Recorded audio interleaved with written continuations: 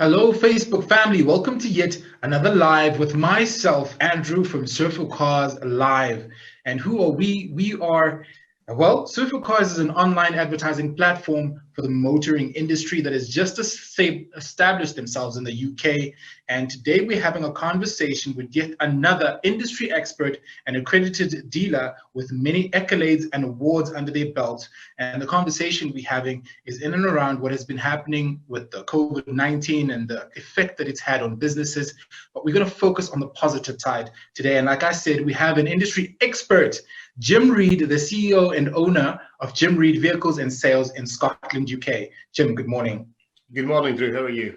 I'm very well, and yourself? I'm excellent, thank you. Excellent. Are you excellent? Now, before I get started, I begged you not to copy my look, but then now, people are going to get confused. Who's the good-looking one between yourself and myself? Because you stole my look. Yeah, and I've put my name on. I've put my name. Just so we don't get confused. I've got mine and you've got yours, so then people get confused, They can know which good-looking guy to look at. Excellent. How are you this morning? I'm good, thank you. I'm very good. Indeed. Yeah, so, Jim, before I continue about the conversation and go into detail, can you tell us a little more about yourself and your business? Yeah, of course, absolutely. So myself and my wife, Gail, established a business back in 2003. So we just celebrated our 17th birthday, and we have grown from just the two of us, and we've now got 16 staff in total, including myself and Gail. So we've grown substantially over that period of time. But going back, I kind of stumbled into the motor industry.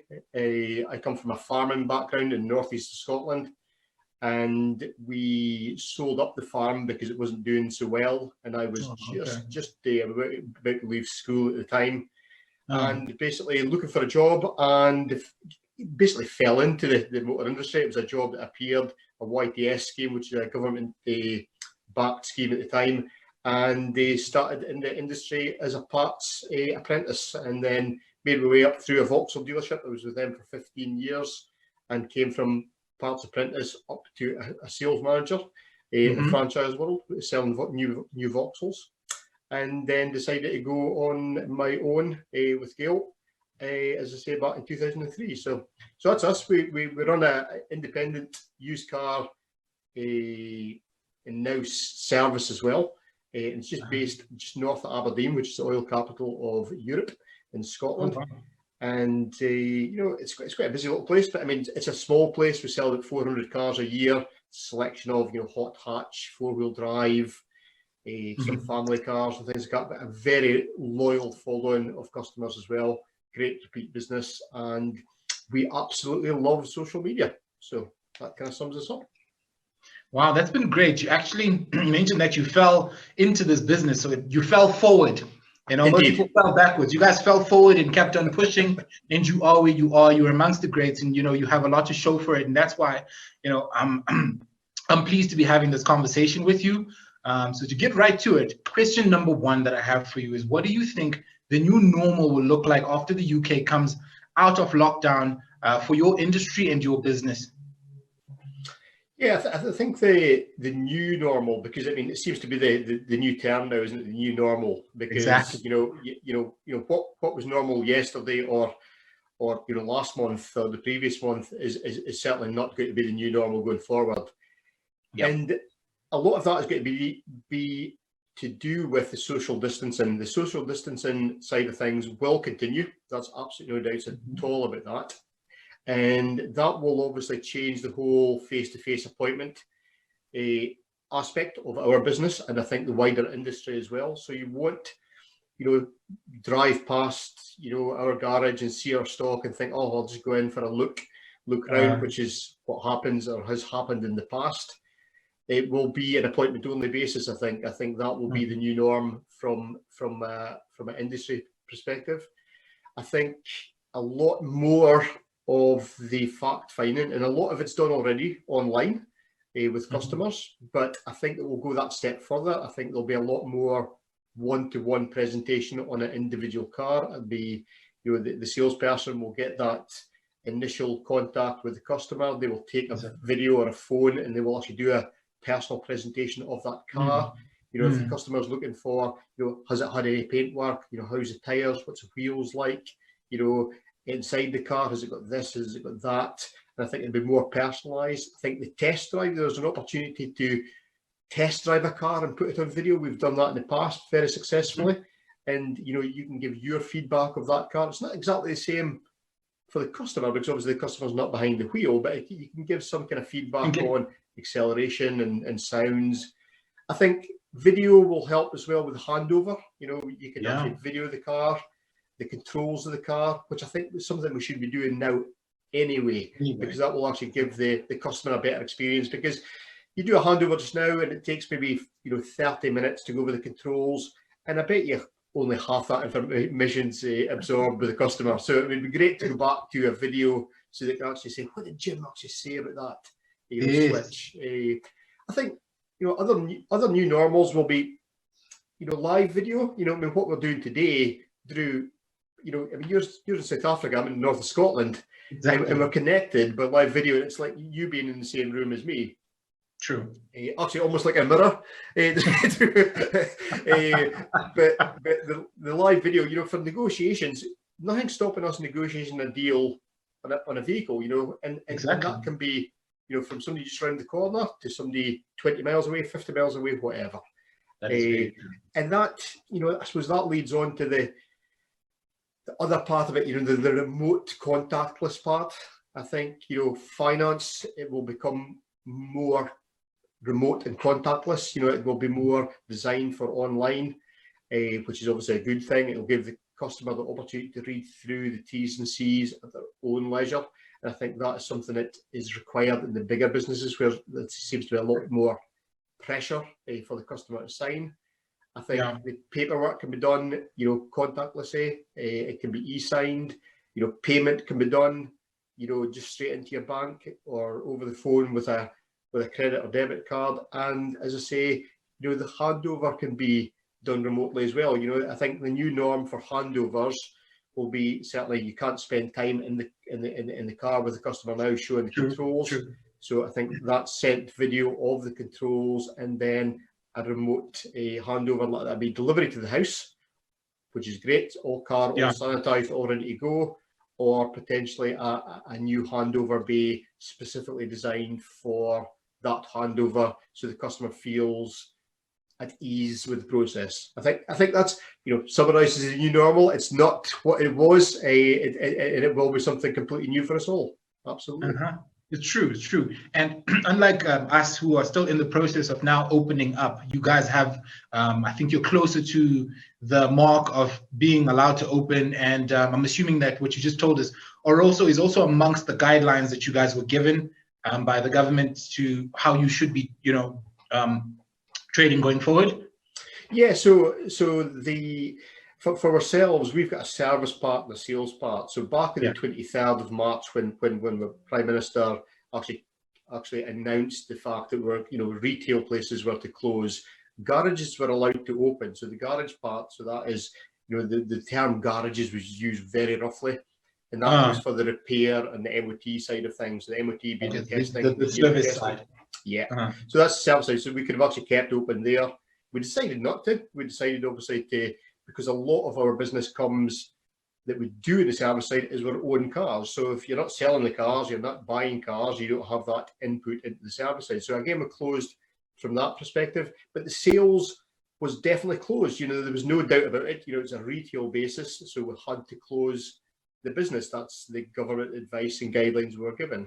Now, over the subsequent weeks, because there's been a lot, I think you go through different levels and different, you know, terms, and you listen to the different sounds in the room, don't you? Because the bigger thing is, you know, what's people speaking about in social media. But it's now over the last, you know, 7 to 10 days type of thing. There's definitely been a slight noise of, you know, it's now more socially acceptable to potentially open.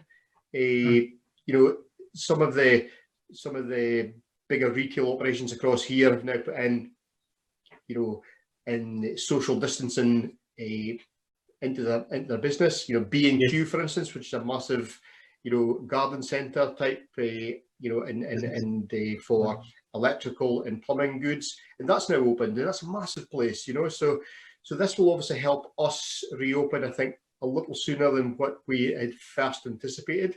Okay. Also, the guidelines, which have been a little grey because it's unsure where those guidelines have actually come from, but it's part of the government where it's on the onus of the dealer to open or not with regards to delivering the vehicles. So we can't, I see. Yeah, so we can't throw open more dealership doors, but we are allowed, by the looks of things, to sell online and deliver those vehicles to the end user and customer. So that's helped a little bit. So certainly some guidelines, a little grey still. Hopefully get more clarification this week so we can build on that momentum, if you know what I mean, Andrew. Yes, I do. And I know. Thank you for that. And I know you've mentioned it before, what the positives were, because you mentioned quite a lot of positives that came out of what's happening now, and the fact that, okay, they have put guidelines in place, and yes, they're slightly a bit, gray, and people aren't sure about it, but at least you've been given that opportunity to open up your doors, and you're able to sell online and deliver the cars to the people that have sent through the applications. What other positives do you see coming out as a result of this crisis that you think you're actually going to keep after this? And they're going to be permanent. Yeah, I think there's a lot of positives can come out of this. Through I think if we look at the crisis we're in at the moment, it is made. Part of it's actually made, isn't it? Part of it's actually man-made in reality. But the positives you can take out of that are massive. If you look at the opportunities rather than look at or focus on all the bad stuff and the negative side of things. And a few positives that that I pull out of it are, I think, people and customers, and I think us as a business as well, will be more patient. We will become more patient. I think that's something that we will learn as a wider society, as a community, to be more patient with other people. I think that's a good thing. True. I think by getting that appointment side of things up and running for the industry, I think we'll become more professional. Because after all, if you wanted to go and speak to, say, your solicitor or your bank manager, you can't just rock up and knock on his door and say, "Hey, I'm Drew." You've got to make an appointment, and I think making an appointment, makes us more professional as an industry. True. And I think that would then lead to potentially more commitment from that customer as well, because if they've committed to an appointment, at least they're almost a third of the way there. So they would have interest, obviously, in the vehicle, the appointment. I think it would make it a little bit easier for ourselves going forward. I think that's a positive. Another couple of positives I would think is, this industry, like a lot of industries, have got salespeople, and this came to be highlighted with regards to the furlough system across in the UK, where the initial discussions from the government where they would support the 80% of the pay from the government. So the government announced that they would actually pay your staff to stay at home. It's what they call furlough. Yeah. So they'd put you on furlough leave, and the government would actually pay your staff to save you having to lay off your staff or make them redundant. Yeah, fantastic. Absolutely. From the UK government, an absolutely fantastic initiative, and I would say the majority of the UK businesses have taken that up. So that's fantastic. However, once you get down to nitty gritty, 80% of your basic wage. Now, if you're a salesperson, okay, your basic wage is maybe £10,000 or £12,000. You can't live on 80% of £10,000 or £12,000 per annum, especially when the other 2/3 is made up of commission. So I think as an industry, I think that's maybe made us look more at the commission side of things and what we should be doing. For instance, when I pay my sales guys, I don't pay them commission. I pay them on the basis of doing a job for us, looking after our customers, and they deliver that, customer experience. And I think that is something as a positive we can take out as an industry going forward, where we can deliver a far better consultative selling system, and where it's actually they get paid on looking after the customers and the experience. I think that's one of the main positives that can come out of it. Absolutely. And those are amazing business ethics. I'm sure your staff loves you for it. Yeah. With that said, how are you keeping your team motivated to keep delivering first class, positive customer care to all your customers? I'm sure that has also been a bit of a difficult one for you. Yeah, it has, because I mean, as I say, with regards to the staff element, so we did take the government's advice and help, and we decided to furlough more or less everybody apart from myself and my sales manager, who's my son-in-law as well, Phil, because we needed to keep on top of the online leads which were still coming in. So we decided not to furlough myself and Phil. Now, to keep these guys motivated, we'll say, part and parcel of that is to do with money, because you've got to keep them motivated with regards to money. So the government announcement was 80%. We said to our staff that for the first month, especially for April, because we think that, come May, we may well get back to end of May into June, we certainly get back to some kind of normality. So for the period of April, we would pay 100%. So they wouldn't, Wow. So we'd actually give them the whole wage that they were actually entitled to. Congratulations on that. So that gives them a little bit of, bonus and a bit of, I suppose, a bit of certainty. With regards to, keeping motivated, we've got a WhatsApp group. We call them Team Reid, so they're all in the WhatsApp group. So everybody gets so normally get a daily, or every second day they get a little bit of knowledge from myself, a little bit of a message of some description, we'll say, and we do keep them updated with those messages. So when pay was paid and when pay was worked out, and we made the pay period different, which obviously benefited them as well. So things like that, we've been keeping on top of that, and sharing jokes and laughs, and a little bit. But likewise, off that WhatsApp group, I've been contacting them individually as well, which I think it's important to hear. It is. I think as individual, we're all individual. We're all team members, but we're all individual as well, Drew.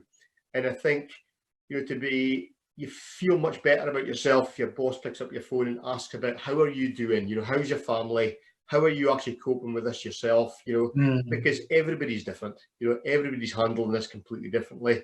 Some have got, people at home, some have, and they're on their own. So everybody's completely different, and it's keeping your team, just fired up type of thing, and asking about them, and because at the end of the day, they're very important. They're part of our family. They're part of our family. Your family, exactly. Yeah, they're your Jim Reid family, and I'm sure Absolutely. they really appreciate you for it, because not only are you guys customer centric, as in you take care of your customers, but it begins at home. You take care of your people at home as well, and in turn they take care of your business, which is great to hear.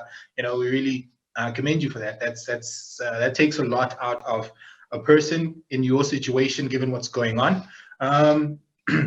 You did mention that you're in the oil capital of the world. You're in the, the next question then for me would be, the price of oil has taken a massive hit globally, right? And over the past 4 weeks, obviously there are a lot of negatives around this, but can you put a positive spin on this with regards to what's happening with oil? Yeah, it's a really difficult one, isn't it? Because we have in the last little while, within the last kind of 5 years, we went through an oil slump, obviously in Aberdeen as well. So that that's right on our doorstep. That is our prime customer base, and although we're in a farming community and almost fishing community as well in the Aberdeen Shire, the Aberdeen city itself is very much driven by the oil industry.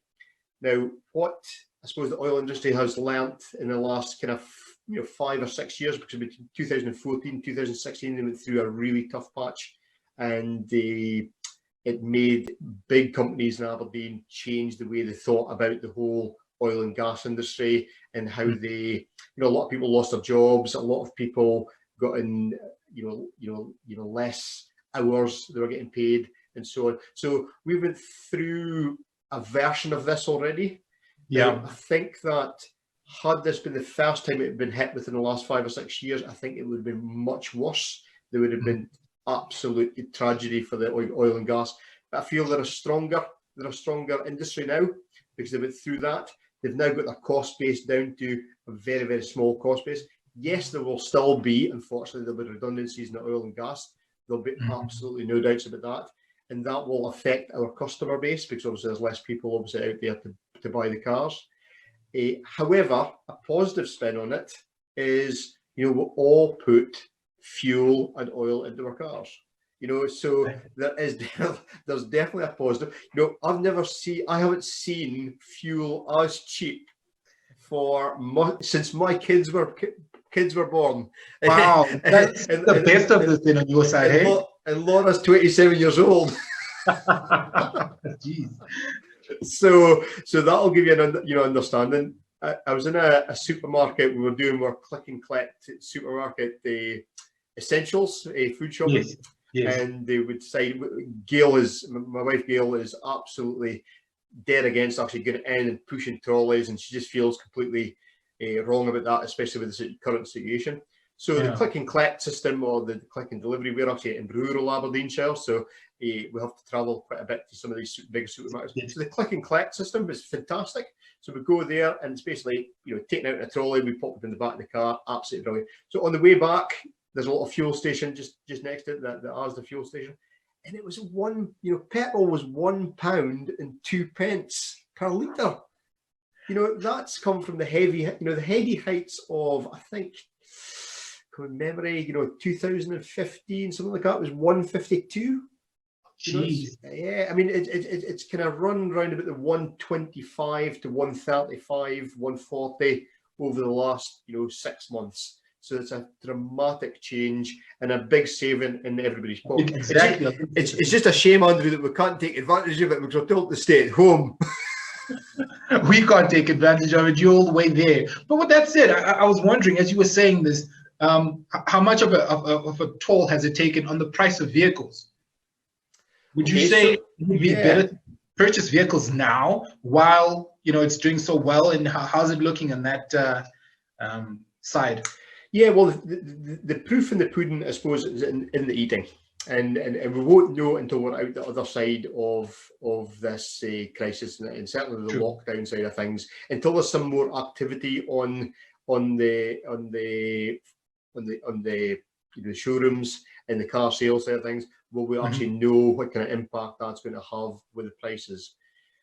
However, from a positive point of view, if you look back until, say, the beginning of March, for instance. Yes.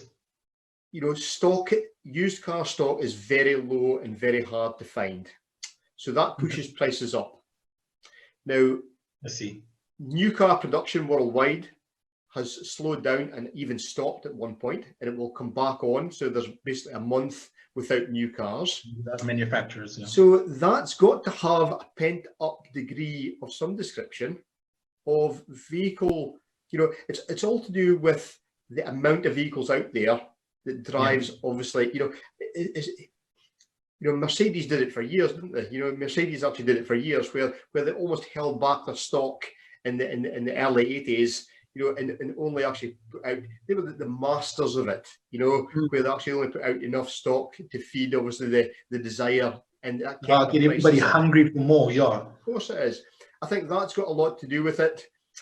So again, that you won't see that for the next 2 or 3, 4 months, perhaps.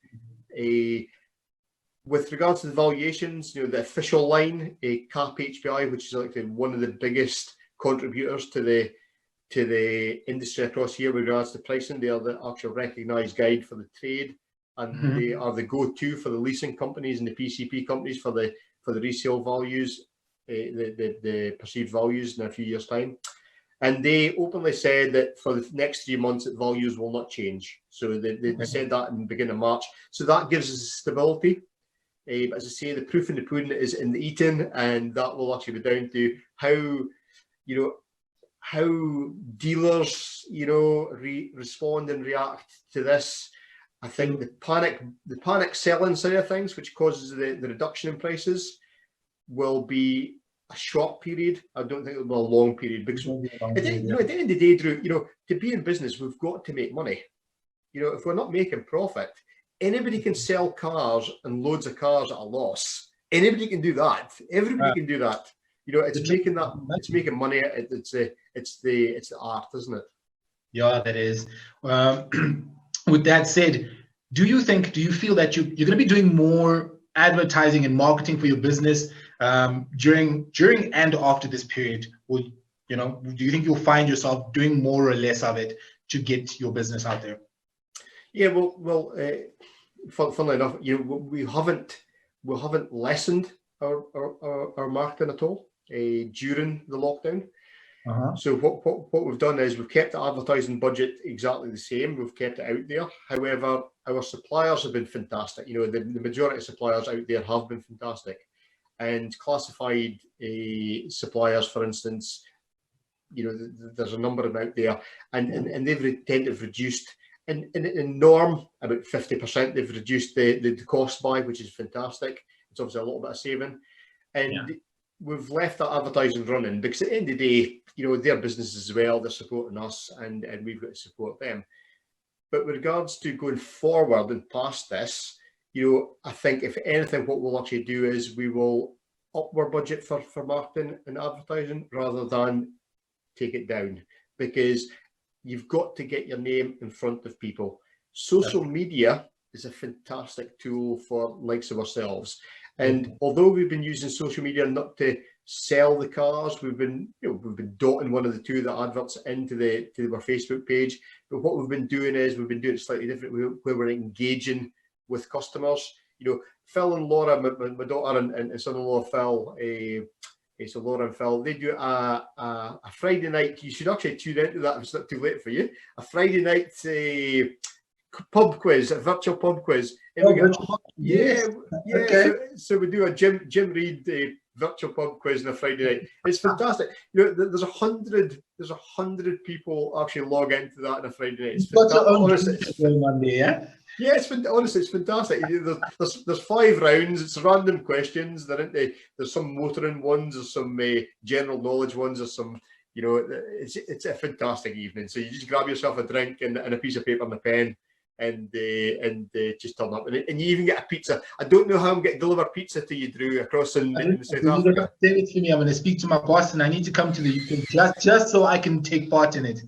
Excellent. I'd love to be online to take part in it, you know, with you guys. I'd love to steal a bit of ideas there and do it on our side as well. Brilliant. But Jim, you know, I think while I'm talking to you now, I figured I would like people to know how to get a hold of you, where to get online to see, you know, what you guys are doing. Obviously, we think you guys are doing excellent work out there, and the way you're running your business is amazing. I mean, it speaks in itself. The awards and accolades, I'm sure if I was to speak to one of your staff, they'd mimic exactly what you're saying to me with regards to how business is going and how they're being treated. But how can people get a hold of you if they would like, you know, to get on your website or phone you themselves and either get a vehicle or find out what process they need to follow in order to get a vehicle for themselves? Yeah, of course, absolutely. So I mean, to see our stock, so for the used cars, and also to book a service or an MOT. Exactly. Yeah, so we can actually do that online. So our website address is jimreidvehiclesales.co.uk. Our telephone number is 01467 634 000. Now that's still open, and it will actually go to Phil. Phil will take any bookings, and it will actually, any service bookings, he'll actually pop onto myself, and I'll get in contact with yourselves. We're now loading our service side of things now for reopening the service centre next Monday. So that's Monday the 4th. We're going on a skeleton staff. It's myself that'll be at the helm. I don't know what I'm doing, but never mind. I'm doing the invoices, so you may well get some cheap services out there. But so the service side we're open next week. It's a skeleton staff, and we'll get some of those cars loaded on. But used cars, we're basically open for business online. Phil, in fact, took a deposit, a reservation this morning online. And that's a Ford Focus ST sold today, just this morning. So yeah, and we've done quite a few over the last couple of weeks. So nothing to what we're normally at this time of year. But listen, we're thankful for anything. So. And you opened, yes. And I urge anybody that's watching right now to please, guys, like and share the video if you're watching. And if there's any other questions or you'd like to know more from Jim Reid, we will give you those details underneath the message, and as much information as possible as to how you can get a hold of them and how you can get your car booked in for a service, or you can get yourself behind the wheel of a vehicle from them like I said earlier, I think you guys are doing great as a business. We in South Africa, I guess around the world, because it's not just us. This is something that's happening around the world. And that's why I felt it's important to have the kind of conversation I'm having with you, who is very established where you are in the world and are trusted by the people that come to you and support you. What message would you have for us internationally? Because obviously we're going to use what you guys are doing as a blueprint, because whatever you guys are going through, we are coming towards that. And it's literally the blueprint of how we're going to be trading soon and everywhere else around the world. So with that said, what message would you have, an international message to all of us? Yeah, I think the main thing is to keep a positive mind. Keep a positive mind and a positive attitude. Care for your community, look after your community, and do what you can, and keep that message out there. As businesses, what you've got to do is keep in front of your customers. It's almost like a captive audience just now. We've got the best opportunity. Get on social media, get your Facebook posts out there. Get your LinkedIn posts out there. You haven't got a better opportunity to do this because everybody's sitting at home. And guess what? Most of them are actually on their smartphone or on their laptop. That's true. Get in front of people. Think of things differently. Take a little bit of risk with regards to that thought about doing something different in your business. Go and do it now, because there's never been a better time to do it. But keep positive. Don't focus on the worst case scenario. You've got to plan for the worst case scenario, but don't focus on it, because whatever you focus on will become the reality. That is very true. That is very true. Thank you very much, Jim. We appreciate your time. We think you're an excellent business that you're running over there. You guys are definitely industry experts. And if you are at home, are looking for a vehicle, pre-loved vehicle. I don't like saying used vehicle because it's pre-loved and it's well taken care of. And I'm sure you guys follow all the guidelines at ensuring that car is roadworthy before that purchase is made. So guys, if you're looking for an accredited dealer, someone you can trust, us at Surf4cars definitely urge you to get a hold of Jim or check out his website and see what is in there for you.